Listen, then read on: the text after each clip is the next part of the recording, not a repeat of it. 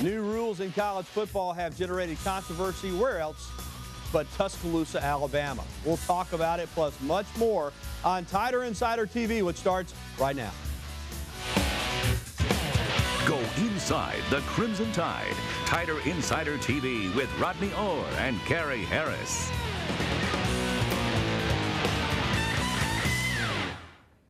Let's start out with some news items. Over the last couple of days, Alabama running back Dee Hart is no longer considered a part of the Alabama football team.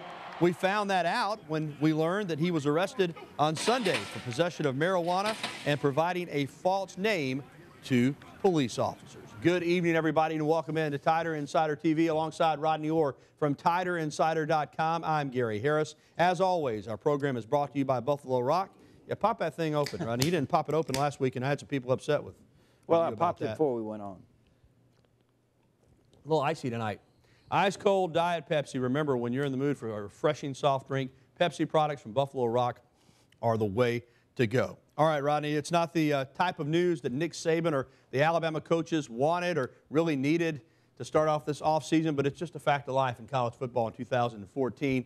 A negative story coming out, as we just mentioned, regarding a former member of the football team. Let's talk about Dee Hart's situation, and we've dealt with off-season distractions in the past. Rodney, it's not something, though, that you want to have to deal with, but as I said, it's just a fact of life in college football in the modern era when you've got 85 young men on scholarship, many more that are walk-ons and part of the program. You can't keep them in dormitories anymore. Sometimes they get out and they get themselves in some trouble. But as we said, the thing about Dee Hart and his situation is that he is not a member of the Alabama football team right now. Yeah, and he's not. So, I mean, you know, as far as that goes, Dee's on schedule to graduate. The UA statement that was released over the weekend said. So, you know, Gary certainly hope that he continues that and graduates from school, and it seems like he's in a position to do that soon. Now, what did turn some heads, Rodney, is the fact that the first mention of him not being on the team came out with this particular story. It had not been released earlier, and that has some people questioning, is this just convenient wording of a statement in terms of Dee Hart? Your thoughts? Well, I mean, he just wasn't with the program. Generally what happens, I know, Gary, what we've seen around here in the past is, you know, when the offseason, when there's some sort of a turnover, usually it's not announced till right before spring practice. Coach Saban addresses all those issues at one time, so it's not really a surprise, I wouldn't think. I don't think in this particular case, because it's kind of been standard procedure around here. That's the way things have been done generally when he announces that he now makes all those announcements at one time. Also, Alvin Kamara, who just never really seemed to fit in for whatever reason, left Alabama. He's going to wind up in junior college, it looks like. Your thoughts on him? Well, I mean, I think when you look at Alvin Kamara, what he came down to Alabama and Georgia in the recruiting process, Gary, and I think that's probably where he wanted to go, was to go back to Georgia. And, you know, he wasn't released to an SEC school, so now with him going to a junior college, spending a year there, he'll be free to go wherever he wants to go. And finally, we've talked about it already on the program, but Tony Brown, the signee out of Texas, the defensive back, had an incident when he first got here, but that seems to have kind of cleared up, and he seems to be doing really well in school and running track. Yeah, he's turned in some outstanding times, Gary. I think he turned in the third fastest or fourth fastest time in school history in the 60 meters, 60-meter hurdle here recently. So he's doing an outstanding job. And again, a two-sport athlete, Gary, coming straight out of high school. Very difficult transition to make, but certainly he's a guy that has the potential and the credentials to do that. All right, other news, and this is in regards to rule changes, but again, Nick Saban is in the middle of a controversy somehow. There is a new rule proposal in college football introduced last week, and it has, as I said, brought a lot of attention to Nick Saban, some backlash. A defensive substitution rule, it's being called the 10-second rule. It would not allow the offense to snap the ball until 10 seconds had run off the play clock. Rodney, let's talk about this potential rule change and the huge backlash that's coming Nick Saban's way. Well, first of all, you know, really, Gary, all the discussion about this, I think that the thing I think about the most is I think in the fairness of the game, the way the game's always been played, kind of the spirit of the game. I mean, you think both sides, the offense and defense, should have an opportunity to substitute freely, should have anytime they want to substitute, both sides should have an opportunity, equal opportunity to do that, as well as should have the opportunity to set. How many times did we see in the Sugar Bowl game against Oklahoma? I think 9 times is what it was counted, that Alabama didn't even have time to get set before the ball was snapped. And first of all, I think that does probably create some safety issues. And another thing is that one of the interesting things that's been brought up is sometimes the referees aren't even in position at the snap of the ball to where they're supposed to be. So I think that's another issue that has to be addressed. And let's be clear that Nick Saban, neither he or Brett Bielema, who's another critic of the hurry-up, no-huddle offense, are on that voting committee. They did attend the meeting, but here's the rule proposal. The proposal would allow defenses the time to substitute between plays by prohibiting offenses from snapping the ball until 29 seconds are left on the 40-second play clock. As you said, Rodney, that seems reasonable, and it seems within the spirit of the game, but certainly those folks that like to play fast don't like this at all. And because this is not a rule change year, the only way the rule could be changed is if it is in the interest of safety. And the proponents of hurry up, no huddle say that there is no evidence at all that says it's not a safe way to play football. So we'll have to see what happens. My feeling now is that the rule won't even wind up passing, so it's a lot of gnashing of teeth probably about nothing. But one thing I do want to ask you about, it's kind of funny to me, us being around Nick Saban and looking at what he's accomplished and knowing what kind of football coach he is that some of the critics out there in this Twitter age that we live in have tried to kind of insinuate that Nick Saban's afraid to play against the hurry-up, no-huddle offenses. Well, how about that? I mean, he's played a lot of games over the last 7 years here at Alabama. What's his record, Gary? 81-6 or 81-8, whatever it is, over the last few years. So, you know, I don't buy into that. I know they've played a lot of teams that were spread offenses. Certainly, some of the games they've lost have been to those kinds of teams. But you know, I don't think that that's the case at all. They've beaten a lot more of them than they've lost to. And it's like I said, I did a radio show last week, and I told the radio host, I said, I promise you, Alabama's going to show up for all 12 games next year, whether there's a rule change or not. That's my prediction. Well, look at the teams they've lost to. They just happen to be really good teams. I mean, you look at quarterbacks like Johnny Manziel this past season against Auburn, a team that played for the national championship. You remember back in 2009 with Tim Tebow, certainly they ran the spread at Florida. So they have lost to some spread teams, but these aren't average teams they lost to. They were very good teams. Yeah, I would argue that they lost to those teams primarily because those teams had really good players. There were competitive games that could have gone either way. In the scheme. But we'll see what happens, although, as I said, I don't think it's going to wind up passing. So my feeling is next year they'll play under the same rules that they played under this past season. All right, another big area of discussion this week is the NFL Combine. The Crimson Tide will have a lot of players there trying to impress NFL scouts and coaches in Indianapolis.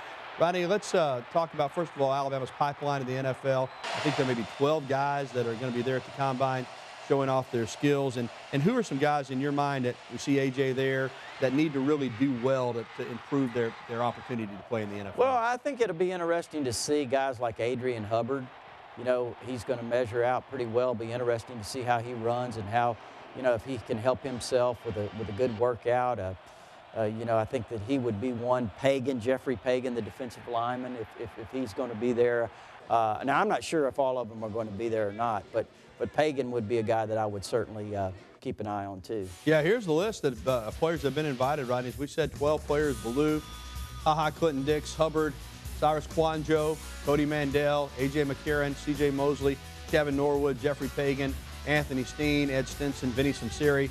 Now, some of those guys, like, let's say Mosley, for instance, how much he'll work out, we'll have to wait and see. Kwanjo's another guy. Clinton Dix, all projected to be first-round picks, so they may or may not do all of the drills. But some of those other guys, like you mentioned, Pagan, Sunseri is another guy, even A.J. maybe, that really need to, or really could help themselves with a strong combine. I don't know if they could hurt themselves in the other direction, but they could probably boost their stock if they perform well. Yeah, I think you're right. And again, those two I mentioned to be two that I really am interested in, Hubbard and Pagan. Just the fact you got 12 guys there, I mean, that just tells you that the NFL knows Alabama produces quality football players. Well, much more TITV is coming your way. Next up, we're continuing our special pre-spring position-by-position breakdown of the Tide for 2014. Tonight, we look at the wide receivers. They set a new standard in 2013. Will that group be just as good in 2014?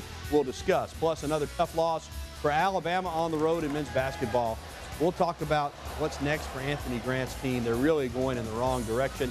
Can they finally get a win away from home? That's coming up. Plus, we'll be welcoming your phone calls, emails, and tweets. You see the information on the screen on how you can interact with Tider Insider TV. So go ahead and call us, email us, or tweet us. We'll check them all. We'll be right back with the only show that takes you inside the Crimson Tide. The one, the only Tider Insider Television returns right after the break. Alabama basketball road woes continued. Trevor Relaford got the shot he wanted at South Carolina on Saturday, but that's the way the Tide season's gone. The ball gets stuck right there. Shannon Hale was there for the putback, but the Tide season has been stuck all season long. And tell you what, when it rains, it pours. Alabama loses at South Carolina, which came in with the worst record in the SEC. Welcome back to Tider Insider Television alongside Rodney Orr from TiderInsider.com. I'm Gary Harris. So another opportunity to win on the road in the league for Alabama this past weekend. Another loss. Alabama now 0-11 away from Coleman Coliseum. Rodney, at this point in the season, any hope that they're going to win one outside of their own building? I mean, certainly I think if they did, it'd be some sort of a maybe momentum or confidence booster, no question. But, you know, Gary, it's like you mentioned, sometimes when things start going the wrong way, they just kind of snowball, and it seems like that's what's happened here. Yeah, there's no doubt. I mean, the confidence level is just not there. I mean, they've had chances to win on the road and at neutral sites, close games. They can't make a play when they have to make it. And you know, they're good enough to win some of these games. I'm not saying they're a great team by any means, but they're good enough to win more games than they've won. So sometimes, like we said, Gary, it's almost like you expect it to happen, you know, when things start going in the wrong Here's direction. Anthony Grant talking about the state of the Tide.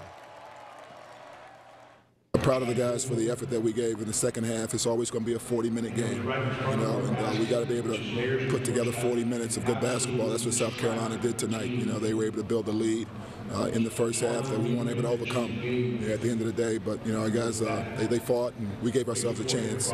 Unfortunately, it didn't come out in our favor. And unfortunately, Coach Grant's had to say unfortunately a lot after road games, every one of them. All right, here's Alabama's record overall. You see the numbers, it's not good. 10-15, 4-8 in the conference. Home, pretty good. Trevor Relaford's having an all-SEC, possibly SEC Player of the Year type of season. But when you play on a bad team, you don't get the publicity that you deserve. They're at A&M on Thursday and at home against Missouri on Saturday. All right, time to get back to football. And it is a chance for our weekly spring practice preview tonight, Rodney. An area that I know everybody's excited about, the wide receiver position. Really good last year, and most of those guys, minus Kevin Norwood, are back this season. Yeah, Kevin Norwood, Kenny Bell, certainly you lose a speed guy in Kenny Bell, Mr. Clutch, Kevin Norwood. But, you know, you have some really top guys coming back, obviously Amari Cooper, DeAndre White, who made the decision to stay, Christian Jones, great slot receiver. And it's going to be interesting, Gary, to watch some of the young guys. Robert Foster, who is redshirted, very, very talented young player. Raheem Falcons is a guy that played some. He's a big physical receiver out of New Orleans that was a freshman last year. I think he's a guy that's got some potential. Chris Black is certainly a playmaker. I mean, I think he's a guy to really watch this year. I think he could have a big year. Cameron Sims, a freshman who enrolled early. Big guy, gives Alabama a big target, an athletic guy, so I think he's going to be interesting to watch. And Ardarius Stewart from Fultondale, he's a very talented athlete as well. Indeed, there's a look at who's returning, who was signed, and who was lost. But wide receiver, you would think, will be a position of strength for Alabama in 2014. Well, the countdown to A-Day is officially on as well. Kickoff announced for 1 p.m. on Saturday, April 19th. That's just about 2 months from right now. And we'll continue our spring football updates next week with the running back position. Boy, that's going to be a fun position to discuss. Yeldon, Henry, Drake, and many, many more. Then it'll be the offensive line and the tight ends as we take you through until spring practice gets underway here at the University of Alabama. Well, Tider Insider TV rolls on next. It's that streak that won't die. Alabama gymnastics rolls on against its biggest rival. And next, we're welcoming your phone calls, emails, and tweets. You see the information on the screen. Interact with Tider Insider TV right now. Go ahead and give us a call, 205-348-9882. Send us an email or contact us on social media. We'll be right back with more of the show that takes you inside the Crimson Tide, Tider Insider Television. Stay with us. All right, in sports, we know that you don't often see complete domination. 108 in a row, I'd say that qualifies. Alabama gymnastics, I tell you what, Auburn gave them all they wanted Friday night at the Auburn Arena, but Alabama won it 197.5 to 197.1, 108 and counting against the Tigers. All right, Rod, time to head to the phone lines, and first up tonight is our buddy Plato. Hey, what's going on, Plato? It was good to meet you, by the way, at the Tider Insider TV recruiting special. Hey, same here, guys. Good evening. Of the three freshman defensive players from last year's team, Ragland, Liner, and Anderson, how do you project their roles for the upcoming season? Well, again, I think spring's going to determine a lot of that, you know, when you look at those guys. And, I mean, they're certainly in contention for playing time. When you look at Reggie Ragland, the linebacker spot, Gary, you look at D. Liner as a defensive end. Who was the other one he asked about?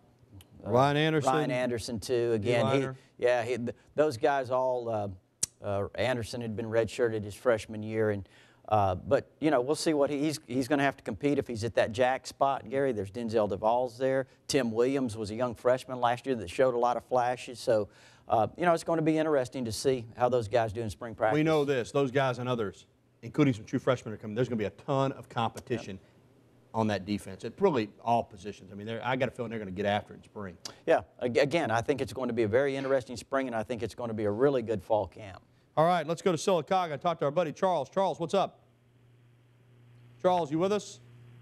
Going once, going twice, gone. All right, Charles wants to know, will Bo Scarborough beat out Yeldon? I've had a lot of questions about Derrick Henry, but what about the true freshman formerly of North Ridge High School, formerly of Tuscaloosa County, formerly of IMG Academy, but he's talented. Yeah, he is, and he told us he thinks he's the best. Remember, he is a very talented athlete.